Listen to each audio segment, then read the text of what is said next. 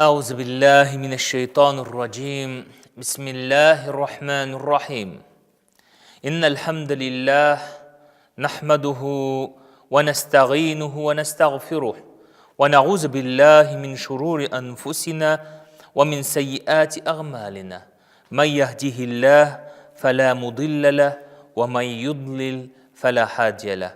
Hürmetli din kardeşlerim, biz sizler bilen İmam Nevavi'nin 40 hadis kitabından hadislerimizni okunu devam ederiz. Bugün ise 6. hadis, hadisinin teksti tübendegiçe. An Ebi Abdillah Nu'man ibn Bashir radıyallahu anhuma قال: سمعت رسول الله صلى الله عليه وسلم يقول: إن الحلال بين وإن الحرام بين وبينهما أمور مشتبهات لا يعلمهن كثير من الناس فمن اتقى الشبهات فقد استبرأ لدينه وعرضه ومن وقع في الشبهات وقع في الحرام كالراعي يرعى حول الحمى يوشك أن يرتع فيه ألا وإن لكل مالك حمى ألا وإن حمى الله محارمه ألا وإن في الجسد مضغة إذا صلحت صلح الجسد كله وإذا فسدت فسد الجسد كله ألا وهي قلب رواه Bukhari ve Muslim. Yani bu hadisni bizga rivayet etuvchi Abu Abdullah Nu'man ibn Bashir radıyallahu anhuma. Ol ayta, men de Peygamberimiz sallallahu aleyhi ve sellem'nin aytganini işittim dey. Diristlikte halal aybirlerde bilgili, haram aybirlerde bilgili. Onlar arasında köpler bilmey turgan şikli aybirler bar. Kim şikka tishsa haramga tishgan kibik bo'lur. Kim shikdan yirag'aysa dinin ham namusin saqlab qolgan kibik bo'lur. Onun misali tıyılık yanında kütüşü üzünün kütüğün kütüp de hayvanlarına ondan rızık alıp üzerge ruhsat etmegen kibik. Allah Teala'nın da şunday tıyılıkları var. Qağılarga yaramay turgan urunları var. Ol haramlardır.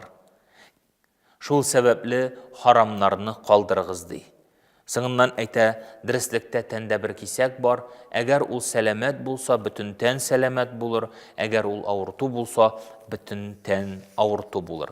Bu hadisini rivayet etuşi Abu Abdullah Nu'man ibn Bashir radıyallahu anhu. Onun hakkında da iki söz kıskaşağına aytıp ötük. Müslümanlar Mekke'den Medine'ye hicret kılgandan soň onlarning 14 ay devamında balaları tumutura. Bütün tuğan balaları kız bala. Atna sayın bala tuğa. İki atnaga bir bala tuğa. Bütünüsü kız bala. Müslümanlar kaygıga düşerler. Şuluk vakitte Medine'de yaşauşu müşrikler külüp siz qurdığız, nesilsiz qaldığız, barığız kiri qaytıp kitigiz deyip onlardan mesxareliler, onlardan küleler. Hem mine 14 aydan soň tuğan birinci bala Nu'man ibn Bashir buldu. Bu bik şatlıklı vakıga buldu. Hem Müslümanlar indi şuşa birinci bala tuğa bik suyundiler. Hem indi bundan soň başka balalar da tudular indi. Demek mine şuşanın bilen üzünçelikli bu Nu'man ibn Bashir. Peygamberimiz sallallahu aleyhi ve sellem onu bik yarattı. Her vaxtıda o Peygamberimiz sallallahu aleyhi ve sellem yanında buldu. Mine şuşunday üzünçeligi buldu bu Nu'man ibn Bashir'nin. Demek hadisinin tekstinde aytila dürüstlükte halal aybirlerde bilgili, haram aybirlerde bilgili dedi. En birinci bu mesele, bu hadis halal hem haram hakkında sili. Halal hem haram. Halal ol Allah Teala tarafından ruhsat etilgen. Kişilerge ol meselelerde tıyu bulmagan meselelerini halal diler.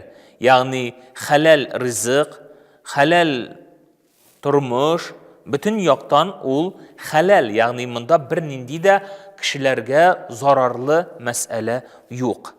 Hem indi икенчесе аның кире ягы харам. Нәрсә ул харам?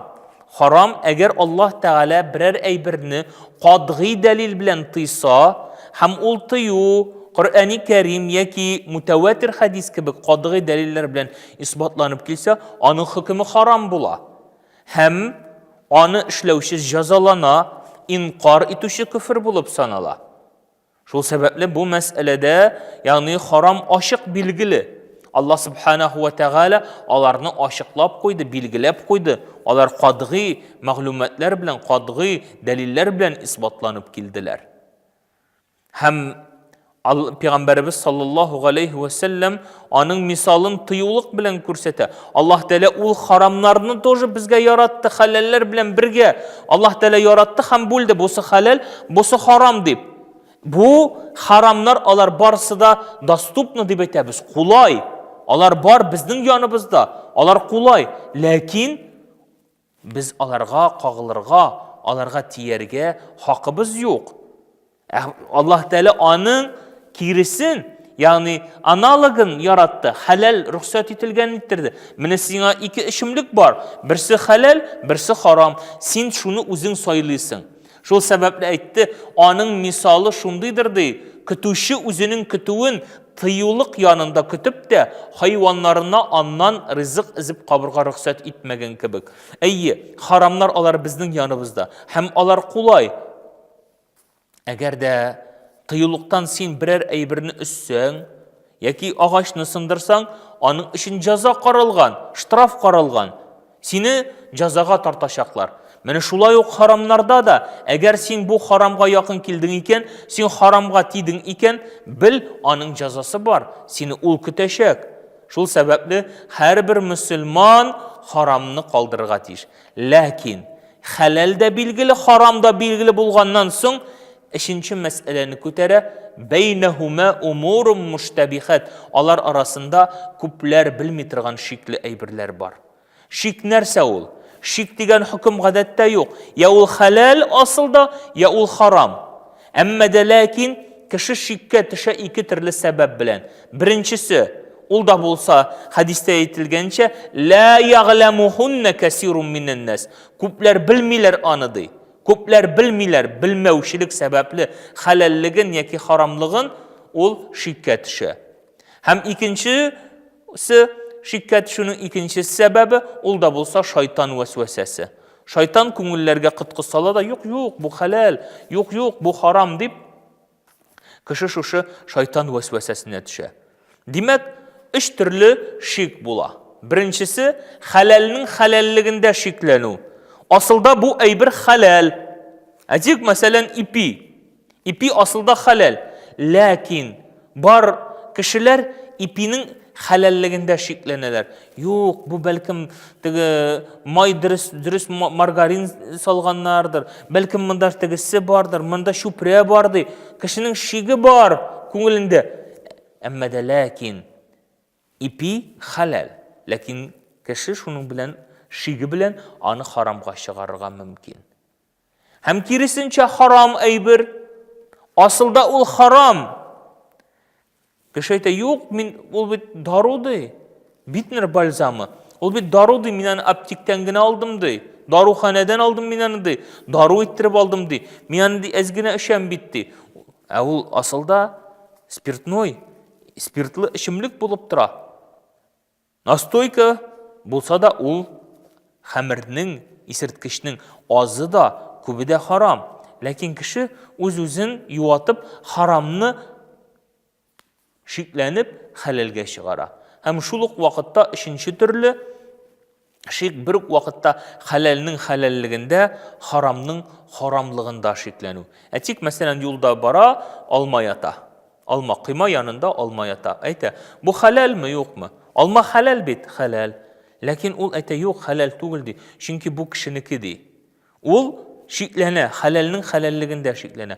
Һәм шул ук вакытта ул бит харам, ул бит синеке түгел. Юк, ул ди харам түгел ди. Чөнки әгәр дә мин алмасам аны башка кеше ала бит ди.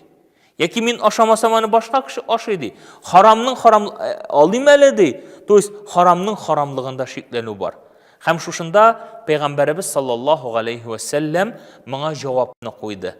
فَمَنِ اتَّقَ شُبُحَاتِ Кімді болса шиктен ерағайса, шикні қалдырса, фақат истабра'a лидинихи вағирдихи дейді. Ол өзінің жанын, өзінің нәфісін, өзінің намусын чистартқан болар дейді. Кім шикні қалдырса, ол харамнан қалдырған кебек бола, намусын һәм динін сақлаған кебек бола. Шуның үшін шик деген ауруға түшерге ярамай. Шикке түшмәс үшін бізге білірге керек. Үйренірге керек. Бірер әйбірні харамға шығарғаншы, аның жінтікләп текшіру керек. Чөнки халалны харамға шығару зор гүнахқа кірә. Чөнки Алла субханаху ва тағала айта: "Лима тухарримуна ма ахаллаллаху лакум". Сіз ни үшін Аллах Тәала сізлерге халал қылғанны харамға шығарасызды. Бұл хақ бір кішіге берілмеген. Харамны халал деп айту, яки халалны харам деп айту, ол зор гүнахқа кірә. Шул сәбәпле бұл мәсьәләдә ихтибарлы болсақ иде. Һәм инде мында икенче мәсьәлә Пәйгамбәрбез саллаллаху алейхи ва саллям күтәрә, ул да булса сәламәт йөрәк, силахул қалб. Дөрестлектә тәндә бір кисәк бар, әгәр ул сәламәт булса, бүтән тән сәламәт булыр, әгәр ул авырту булса, ул бүтән тән авырту булыр диде. Һәм аны қалб дип атады. Қалб йөрәк. Бу хадистә қалб көшірілме мәгънәсендә килә. Ягъни иман, камил иман, тулы иман турында сүз бара. Инде ул сүзләр Шугара сүрәсенең 88-нче аятына бәйле. Аллаһ Тәала әйтә: "Яумун ла янфагу малун ва ла банун илля ман аталлаһа биқалбин салим". Ул көнне кешегә ярдәм итмәс, малы да, ул көнне кешегә ярдәм итмәс, кыямәт көне турында сүз бара.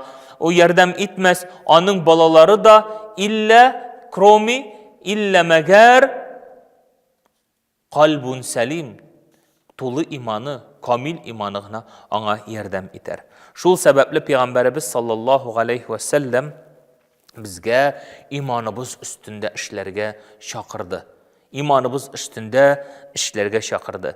Ягъни сәламәт қалб, тулы иманға түбәндәге эшләр ярдәм итер диде. Беренчесе, ул да булса Аллаһ Тәаланың фарызларын үтәү, харамнарыннан тыелу. Ягъни харамнардан тыелу, фарызларны үтәү. Шулай ук иртәнге вакытта, сәхәр вакытларында дугалар кылу, төнге намазлар уку, Коръәнне еш уку, һәм дә изге мәҗлесләрдә, гыйлем мәҗлесләрендә катнашу, булар барысы да кешенең калбын, ягъни иманын камилләштерүдә, иманы өстендә эшләүгә сәбәп булып тора. Шул сәбәпле Пәйгамбәрбез саллаллаху алейхи ва саллям бу хадис белән безләргә халалны халал дип кулланырга, харамнан ерак булырга һәм шиккә төшмәскә чакыра. Шулай ук иман китердем дә, шуның белән котылдым дип түгел, бәлкем иманыбыз өстендә, аның сыйфаты өстендә эшләргә чакыра. Чөнки ихласлык, тақвалык һәрберебез өстендә тиешле булган вазифа булып тора. Аллаһ Тәала һәр барчабызга сөйләгән сүзләрне күфр кылмыйча, сөйләгән сүзләр белән гамәл гыйбадәттә булырга насыйп итсен. Амин.